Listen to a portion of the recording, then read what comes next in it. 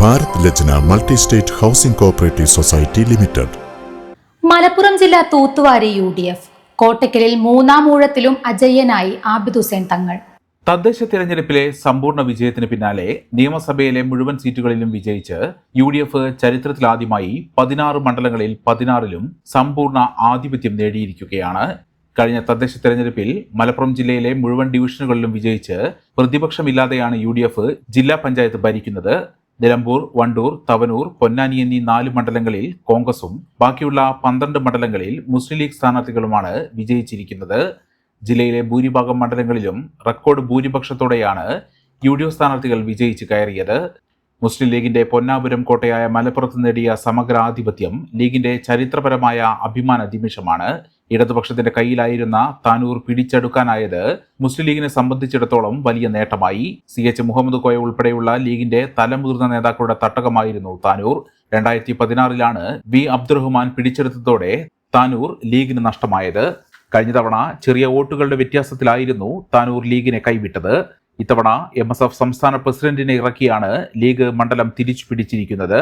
വേങ്ങരയിൽ നിന്ന് മലപ്പുറം മണ്ഡലത്തിലേക്ക് മാറിയ PK കുഞ്ഞാലിക്കുട്ടിയാണ് league നിരയിൽ ഏറ്റവും വലിയ ഭൂരിപക്ഷം നേടിയത്.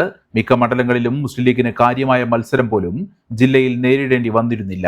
വേങ്ങര, തിരൂർ, പെരിന്തൽമണ്ണ മണ്ഡലങ്ങളിൽ കടുത്ത പോരാട്ടത്തിന്റെ സൂചനകൾ ഉണ്ടായിരുന്നെങ്കിലും തിരഞ്ഞെടുപ്പ് ഫലത്തിൽ അവയൊന്നും പ്രകടമായില്ല. കോട്ടക്കൽ മണ്ഡലത്തിൽ തന്റെ മൂന്നാം ഊഴത്തിലും അജയ്യനായി മാറിയിരിക്കുകയാണ് പ്രൊഫസർ ആബിദ് ഹുസൈൻ തങ്ങൾ.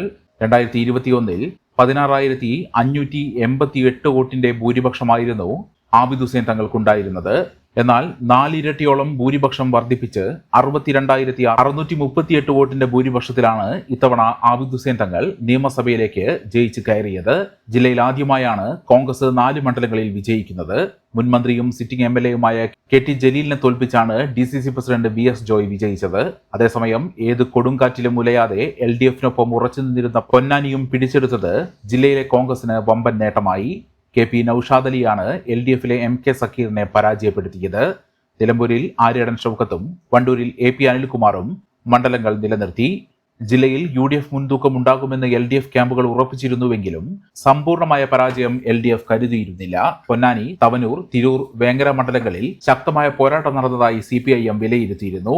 എന്നാൽ ഒരിടത്തും വിജയം കാണാൻ LDFനായില്ല. പൊന്നാനിയിലുണ്ടായ പരാജയം CPMന് വലിയ തിരിച്ചടിയാണ്. സംസ്ഥാനത്ത് തന്നെ CPMന് ഏറ്റവും സ്വാധീനമുള്ള മണ്ഡലങ്ങളിൽ ഒന്നായി കരുതപ്പെട്ടിരുന്ന മണ്ഡലമായിരുന്നു പൊന്നാനി. മെമ്പർമാരുടെ നിക്ഷേപങ്ങൾക്ക് ഉയർന്ന ലാഭവിഹിതം നൽകുന്ന കേന്ദ്ര സർക്കാർ സഹകരണ സ്ഥാപനം Bharat Lajna multi state housing cooperative society limited, Parappur road, Kottakkal. Phone 9946999976.